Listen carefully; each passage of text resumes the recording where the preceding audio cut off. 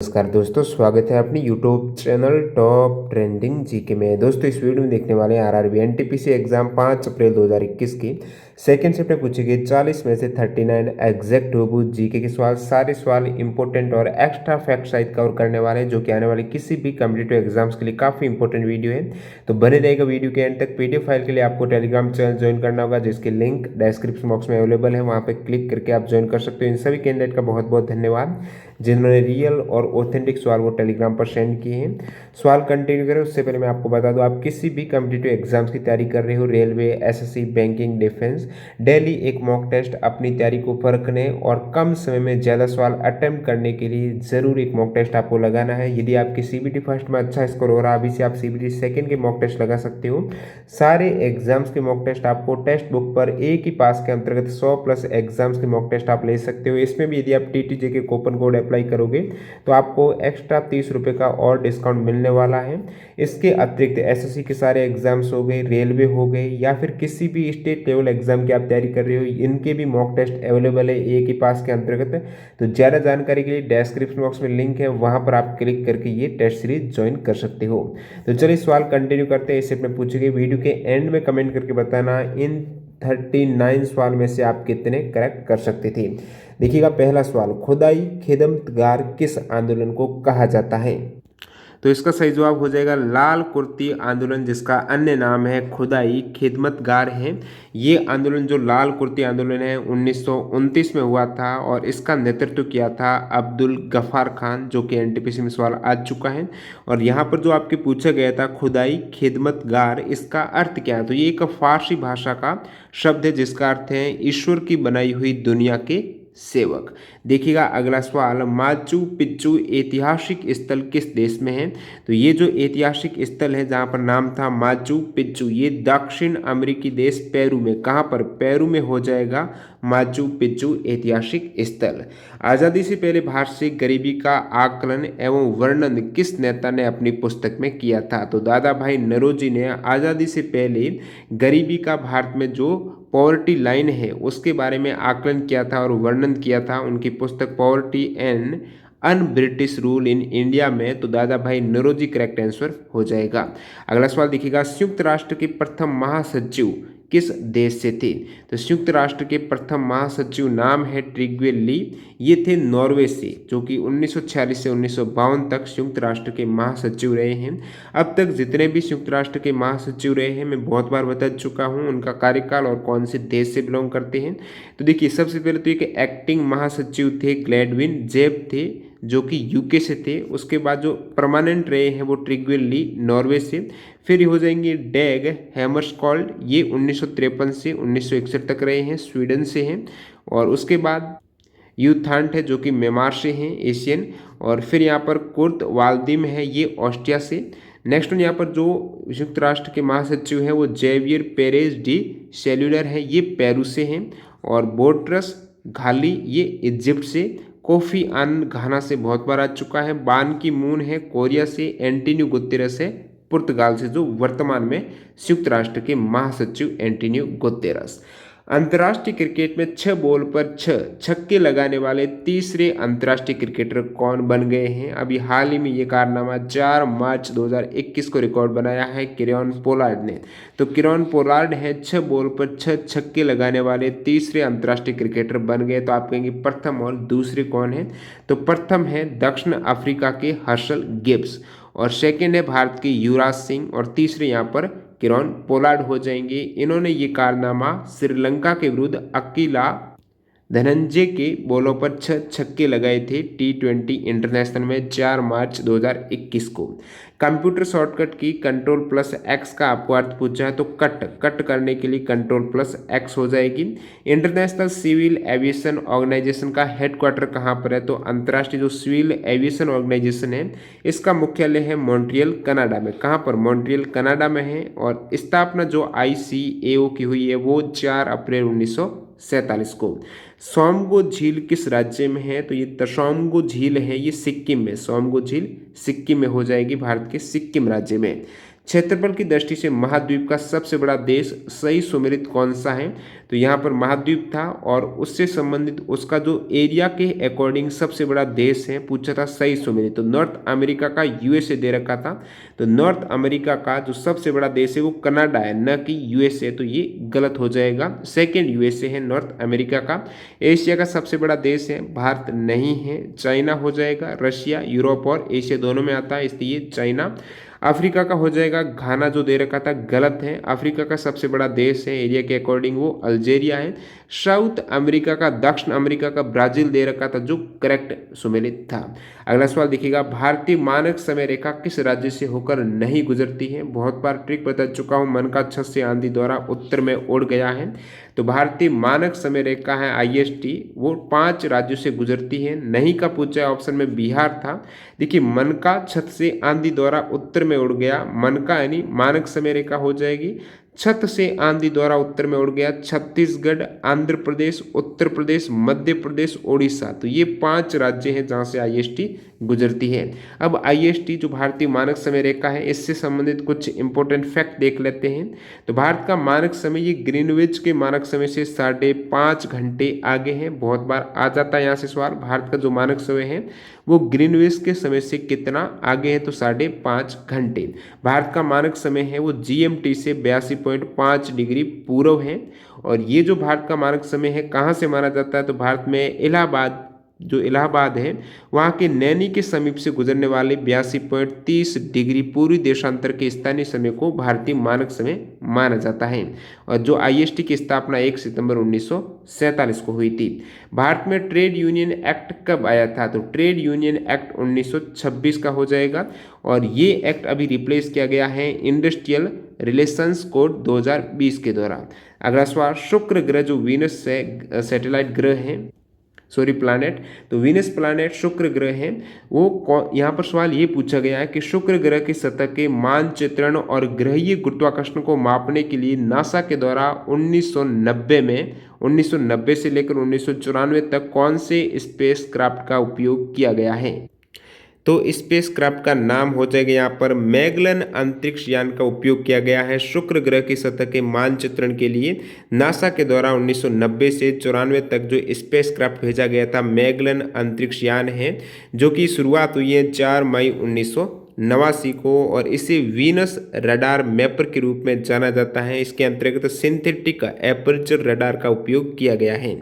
अगला सवाल देखिएगा, राज्य चुनाव आयुक्त की नियुक्ति कौन करता है? तो राज्य चुनाव आयुक्त की नियुक्ति राज्यपाल के द्वारा की जाती है। बाकी जो मुख्य निर्वाचन आयुक्त हैं भारत में, और निर्वाचन जितने भी आयुक्त हैं उनकी नियुक्ति राष्ट्रपति के द्वारा आर्टिकल 324 के तहत की जाती है। मानव शरीर का सबसे बड़ा संधि या फिर जॉइंट कौन सा है? तो ये नी जॉइंट है, घुटने की जो जॉइंट है वो मानव शरीर का सबसे बड़ी संधि हो जाएगी। एन राजम किस वाद्य यंत्र की वादक है? तो एन राजम है ये वायोलिन की वादक हो जाएगी। वायोलिन वाद्य यंत्र जिसकी वादक है एन राजम।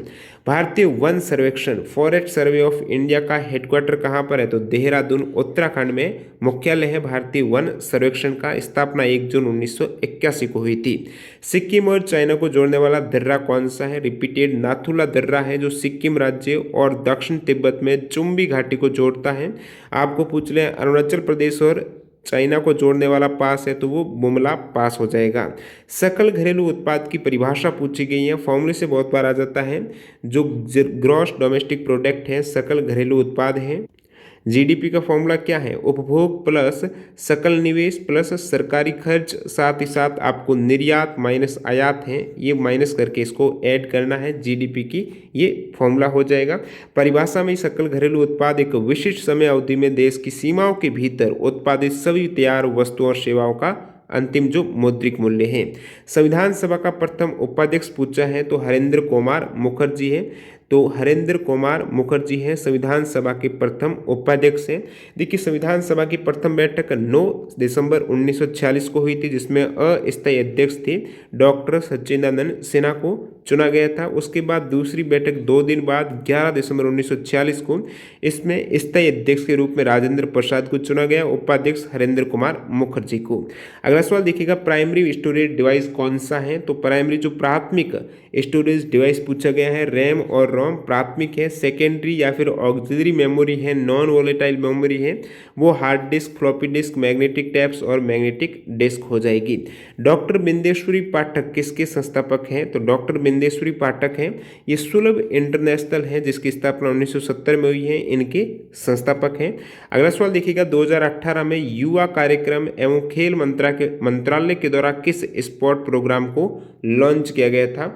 तो खेलो इंडिया स्कूल गेम्स का पूछा है, जो कि 2018 में इसको लॉन्च किया गया था और अभी वर्तमान में इसका नाम है खेलो इंडिया यूथ गेम्स।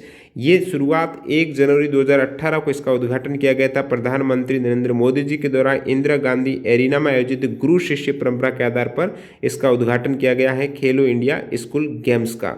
और इसके अंतर्गत कितनी राशि दी जाती है, एग्जाम में पूछ ही ले जाता है। तो प्रत्येक साल सर्वश्रेष्ठ 1000 बच्चों को, कितने 1000 खिलाड़ियों को अंतर्राष्ट्रीय खेल स्पर्धाओं के लिए तैयार करने के लिए यहाँ पर 8 साल के लिए 5 लाख रुपए की वार्षिक छात्रवृत्ति दी जाती है।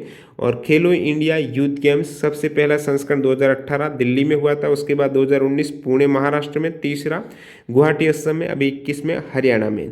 अगला सवाल देखिएगा, नेशनल वाटरवे फर्स्ट किसको कनेक्ट करता है? प्रयागराज हल्दिया को कनेक्ट करता है गंगा ब्रह्मपुत्र हुगली नदी पर। नेशनल वाटरवे सेकेंड आज प्रथम पारी में था सदिया धुबरी को ब्रह्मपुत्र नदी पर असम में है। तीसरा नेशनल वाटरवे 3 कोलम कोझिकोड केरला में। अगला सवाल देखिएगा, हर्षवर्धन के शासनकाल में कौन सा विदेशी यात्री भारत आया था? हर्षवर्धन के शासनकाल में आए थे चीनी यात्री हेनसांग हैं, ये हर्षवर्धन के काल में भारत की यात्रा की है। अल बरूनी का पूछ लिया जाता है बहुत बार, तो महमूद गजनी की सेना के साथ भारत की यात्रा की, जो कि उज्बेकिस्तान से हैं।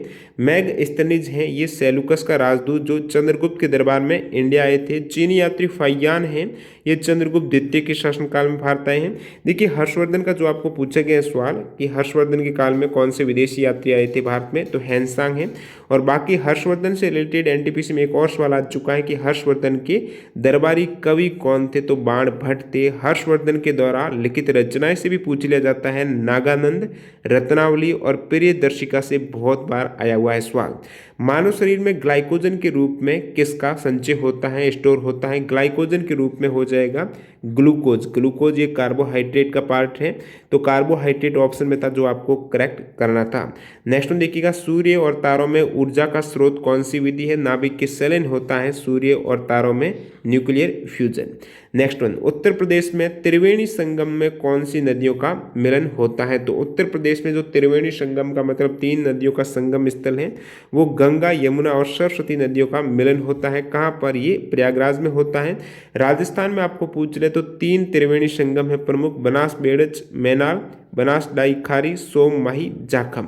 अगला सवाल देखिएगा, यहाँ पर पूछा गया है सर्व शिक्षा अभियान किस एज ग्रुप के विद्यार्थियों हेतु चलाया जा रहा है? तो इसका उद्देश्य 6 से 14 वर्ष के बीच के सभी बच्चों को शिक्षित करना है। शुरुआत 2001 में अटल बिहारी वाजपेयी के द्वारा की गई थी। और एक है दोस्तों समग्र शिक्षा अभियान जो प्री स्कूल से लेकर कक्षा 12 तक है। अगला सवाल, सवाल नंबर 29, विलय एवं विलय के समांगी मिश्रण को क्या कहा जाता है? तो 2 अवयवों के समांगी मिश्रण जो विलय और विलय के, इसको विलयन बोला जाएगा। नेक्स्ट में देखिएगा यहाँ पर सवाल नंबर 30, निम्न में से किस पीएच वैल्यू में हाइड्रोजन आयन की सांद्रता सर्वाधिक है? तो किस पीएच वैल्यू में? हाँ, यहाँ पर ऑप्शन दिए रखे थे पीएच 10, 8, 6 और 4। तो जितनी पीएच कम होगी अम्लता ज़्यादा होगी, यानी हाइड्रोजन आयन की सांद्रता ज़्यादा होगी, इसके अकॉर्डिंग पीएच 4 करेक्ट हो जाएगा। इलेक्ट्रिक जनरेटर जो जनरेटर है, डायनेमो भी बोला जाता है इसे, इसका कार्य क्या है? तो जनरेटर क्या करता है? यांत्रिक ऊर्जा को विद्युत ऊर्जा में कन्वर्ट करता है। इसके विपरीत विद्युत मोटर क्या करती है? विद्युत ऊर्जा को यांत्रिक ऊर्जा में बदलती है। सिंधु घाटी सभ्यता का स्थल है पुरातात्विक स्थल मोहनजोदड़ो का अर्थ क्या है? मृतकों का टीला अर्थ है, जो कि पंजाब प्रांत पाकिस्तान के लरकाना जिले में सिंधु नदी के तट पर स्थित है। खोज 1922 में राखाल दास बनर्जी ने की थी। नेक्स्ट में देखिएगा यहाँ पर रूल ऑफ लॉ है, यानी भारतीय संविधान में विधि निर्माण प्रक्रिया किस देश के संविधान से ली गई है? तो विधि निर्माण की प्रक्रिया ली गई है इंग्लैंड से, यूके से ली गई है। रूल ऑफ लॉ एडॉप्ट किया गया है इंग्लैंड से। इससे रिलेटेड मिलता जुलता नाम है विधि के द्वारा स्थापित प्रक्रिया, ये अलग है जो जापान से ली गई है। यंगेस्ट इंडियन ग्रैंड मास्टर, तो भारत के सबसे युवा या फिर सबसे कम उम्र के ग्रैंड मास्टर कौन है, तो ये हो जाएंगे डी गुकेश हैं भारत के। 12 ईयर 7 मंथ 17 डे का रिकॉर्ड है, जो कि विश्व का सेकंड सबसे युवा ग्रैंड मास्टर है। इससे पहले एनटीपीसी में सवाल आया था विश्व में सबसे युवा ग्रैंड मास्टर, उसमें मैंने ये बताया था आपको। तो विश्व में सबसे युवा ग्रैंड मास्टर है वो है सर्जी कार्जकिन है, ये यूक्रेन से हैं। इनका रिकॉर्ड 12 वर्ष 7 मंथ है। अगला सवाल देखिएगा, चंद्रशेखर आजाद का बलिदान स्थल कहाँ पर है, तो ये है दोस्तों इलाहाबाद यूपी में। या फिर इस टाइप से लैंग्वेज थी, अंग्रेजों के द्वारा कहाँ पर चंद्रशेखर आजाद को घेर लिया था, जहाँ पर उन्होंने अपने आप को गोली मार दी थी। तो इनका जीवन काल रहा है 24 वर्ष की आयु में बलिदान दे दिया था। 27 फरवरी 1931 को जन्म हुआ था 1906 को। देखिएगा अगला सवाल, भौतिक अनुसंधान प्रयोगशाला कहाँ पर है, तो ये है दोस्तों अहमदाबाद में। भौतिक अनुसंधान जो लेबोरेटरी है अहमदाबाद गुजरात में 1947 को स्थापित हुई थी। प्रधानमंत्री कृषि सिंचाई योजना का उद्देश्य कौन सा है, कुछ स्टूडेंट बता रहे हैं परंपरागत कृषि विकास योजना का उद्देश्य। यहाँ पर ये पूछा गया कौन सा नहीं है, कमेंट करके बताना दोनों में से कौन सा एग्जैक्ट था। देखिए परंपरागत कृषि विकास योजना का जो उद्देश्य कौन सा नहीं है, तो इसके अंतर्गत देखिए उद्देश्य आपको पता होना चाहिए। जो परंपरागत कृषि विकास योजना 2015-16 में आई थी, इसके कुछ उद्देश्य देख सकते हो। प्रमुख रूप से जैविक खाद पर इसमें बल दिया गया है। योजना का उद्देश्य जैविक उत्पादों के प्रमाणीकरण और विपणन को प्रोत्साहन करना है। योजना की शुरुआत 2015-16 में देश में जैविक खेती को प्रोत्साहित करने के उद्देश्य से हुई थी। और इसमें कुछ उद्देश्य की और बात करूँ तो मैं उपज है वो कीटनाशक मुक्त होगा और उपभोक्ता को अच्छे स्वास्थ्य और बढ़ावा देने में योगदान होगा। साथ ही साथ किसान की आमदनी को बढ़ाने में भी ये योजना सहायक है, किसानों की आय में बढ़ोतरी करेगा। और इसमें उत्पादन आगत के लिए प्राकृतिक संसाधन जुटाने के लिए किसानों को प्रेरित भी मिलना है। अगला सवाल देखिएगा, कंप्यूटर के किस भाग से मोबाइल फोन को कनेक्ट किया जाता है, तो ये मोडेम का प्रयोग है। कंप्यूटर को टेलीफोन या केबल से डाटा भेजने के लिए किया जाता है। मोडेम है मॉड्यूलेटर और डी मॉड्यूलेटर इसकी फुल फॉर्म। अंतिम सवाल, अकबर, देवराय सेकेंड, शाहजहां, औरंगजेब, ये अलग अलग दे रखे थे। इनसे संबंधित दरबारी कवि का गलत सुमेलित कौन सा ऑप्शन था, इस टाइप से एग्जैक्ट ऑप्शन नहीं मिले हैं। तो ये 40 में से 39 आपकी कितने यहाँ से सवाल करेक्ट हो रहे हैं, कमेंट करके ज़रूर बताना। और ये भी दोस्तों कमेंट कर लेना, क्या यदि आपका एग्ज़ाम हो गए हैं, ऐसे कितने स्टूडेंट हैं जो एग्ज़ाम हो गए हैं फिर भी सीबीटी सेकेंड या फिर ग्रुप डी के लिए कंटिन्यू चैनल के साथ जुड़े हुए वीडियो देखते हैं, कमेंट ज़रूर करना। वीडियो पूरा देखने के लिए आपका बहुत बहुत धन्यवाद। मिलते हैं ऐसे ही किसी नए वीडियो के साथ। वंदे मातरम, जय हिंद दोस्तों।